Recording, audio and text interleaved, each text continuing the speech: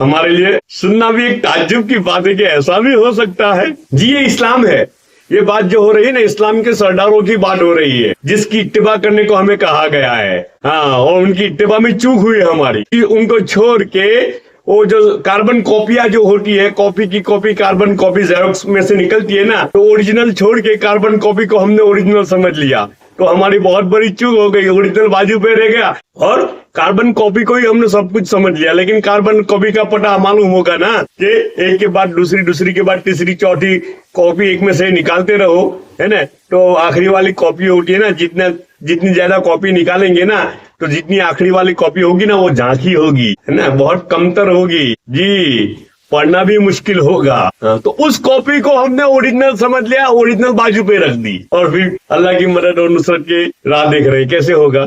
जिसकी इत्तिबा करने का हमें हुक्म है, सहाबाओं की इत्तिबा, ये काबिल इत्तिबा है, उनकी इत्तिबा का हमें हुक्म है जी। उनकी इत्तिबा से हम रुके और कार्बन कॉपियों की इत्तिबा करने लगे और कार्बन कॉपियों को देखने लगे जी, और ये सोचने लगे ये कार्बन कॉपियां हमें जन्नत में ले जाएगी। अरे कैसे ले जा सकती है यार, कार्बन कॉपियां खुद मोहताज है, जबकि ओरिजिनल कॉपी जन्नत में जाने के लिए अल्लाह के रहम और फजल और करम और एहसान की मोहताज है, तो कार्बन कॉपी कैसे ले जाएगी हमें जन्नत में? सबसे बड़ी चूक हमारी ये हुई है। गवर्नर है, गवर्नर का घराना है और मिस्किन है और जरूरतमंद है। बात समझ रहे हैं जी। मामूली चंदाखोर की हालत देखो ना, हवेलियां, मामूली चंदाखोर की हवेली तो देखो, है ना, पता चल जाएगा हम कहाँ है, हम कहाँ है, और इस्लाम का बेड़ा किसने गर्क किया है। हर चंदाखोर की मेहनत से पैदा हो रहे चंदाखोर और कबर खोद रहे हैं इस्लाम की। जागो प्यारे जागो, चैन से सुनाए तो अभी जाग जाओ। बात आगे चलाते हैं। हजरत उमर रज़ियल्लाहु ताला अन्हु ने एक मरतबा एक थैली में 400 दिनार अशरीफिया बड़ी और गुलाम से फरमाया कि ये अबू उबैदा रज़ियल्लाहु ताला अन्हु को दे आओ कि अपनी जरूरियात में खर्च कर ले, और गुलाम से भी फरमाया कि इनको देने के बाद वहीं किसी काम में मशगूल हो जाना, ताकि देखो कि वो इनको क्या करते हैं। हजरत उमर अमीर है और अबू उबैदा गवर्नर है, गवर्नर के घर में खर्च की तंगी है। वो कहते हैं ना, वो मिसाल देते हैं ना, अबू बकर सिद्दीक रज़ियल्लाहु ताला अन्हु ने बैतुल माल में से वजीफा लिया, इसलिए हम भी पगार लेते हैं, तनख्वाह लेते हैं, दिन की मेहनत करते हैं और बदले में पगार लेते हैं, तनख्वाह लेते हैं। और अबू बकर सिद्दीक रज़ियल्लाहु ताला अन्हु का जो बात पेश करते हैं ना, जी जी जी जी जी, यहाँ ये देखो ना, ये तो गवर्नर है। कौन है? अबू उबैदा तो गवर्नर है ना। हजरत उमर रज़ियल्लाहु ताला अन्हु ने एक मरतबा एक थैली में 400 दिनार अशरफिया भरी और गुलाम से फरमाया कि ये अबू उबैदा को दे आओ कि अपनी जरूरियात में खर्च कर ले, और गुलाम से भी ये फरमा दिया कि इनको देने के बाद वहीं किसी काम में मशगूल हो जाना, ताकि देखो कि वो इनको क्या कर रहे हैं। वो गुलाम ले गए और जाकर उनकी खिदमत में पेश कर दिया।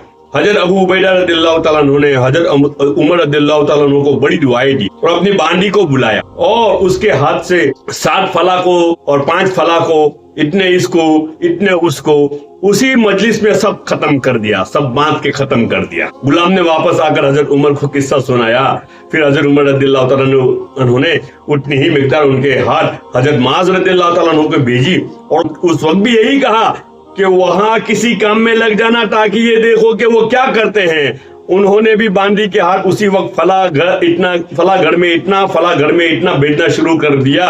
इतने में हजरत मुआज़ रज़ियल्लाहु ताला अन्हु की बीवी आई कि हम भी तो मिस्किन है और जरूरतमंद है। गवर्नर है, गवर्नर का घराना है और मिस्किन है और जरूरतमंद है।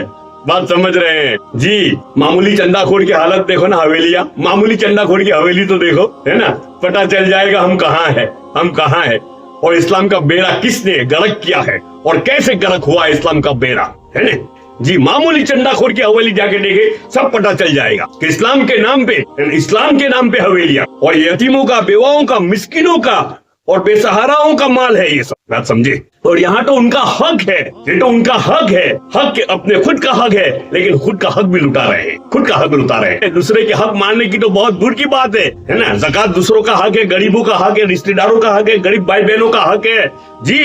गरीब रिश्तेदारों का, नजदीक के रिश्तेदारों के ज्यादा हक है उसके ऊपर, है ना, उनका हक है और उन्हीं का हक है और सब उनका है।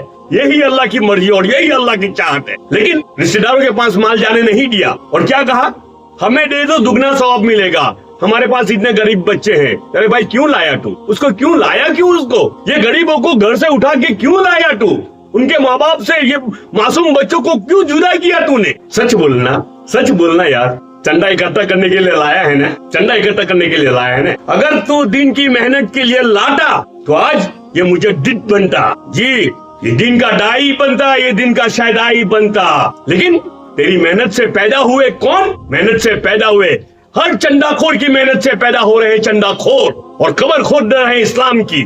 जैसे वो उड़ाई होती है ना दीमक, हाँ दीमक की तरह पूरे इस्लाम की दीवार को, पूरे इस्लाम की इमारत को खोखला करके रख दिया। ये है काबिल इत्तिबा। इसलिए कहा जाता है साहबा काबिल इत्तिबा है, काबिल इत्तिबा है ना। और उसके बाद जो कुछ है वो काबिल इत्तिबा नहीं है। अच्छा होगा तो काबिल एहतराम होगा, अच्छा होगा तो काबिल एहतराम होगा। इत्तिबा तो नहीं करेंगे, इत्तिबा का हुक्म नहीं है हमें।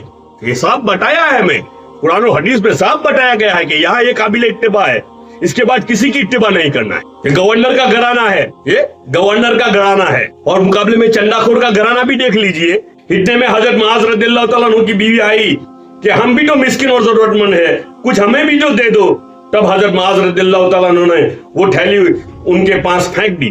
उसमें 2 बाकी रह गई थी, बाकी सब तकसीम हो चुकी। 2 अशरफी बाकी रह गई थी खाली थैली में, बाकी सब तकसीम हो चुका था। गुलाम ने आकर हजरत उमर को किस्सा सुनाया। हजरत उमर रज़ियल्लाहु तआला अन्हु बहुत खुश हुए और फरमाया कि ये सब भाई भाई है, यानी सब के सब एक ही नमूने के हैं, ये सब एक नमूने के हैं, साहबा एक नमूने के हैं, साहबा एक नमूने के। अल्लाह अल्लाह अल्लाह मुझे भी जरा नसीब फरमा दे उनकी मोहब्बत का, और आप सबको नसीब फरमा दे, आप सब नसीब फरमा दे, ताकि अल्लाह की मदद उतर आए और मुसलमानों की बदहाली खुशहाली में तब्दील हो जाए। अल्लाह पाक हम सबको कहने सुनने से ज्यादा अमल की तौफीक अता फरमाए।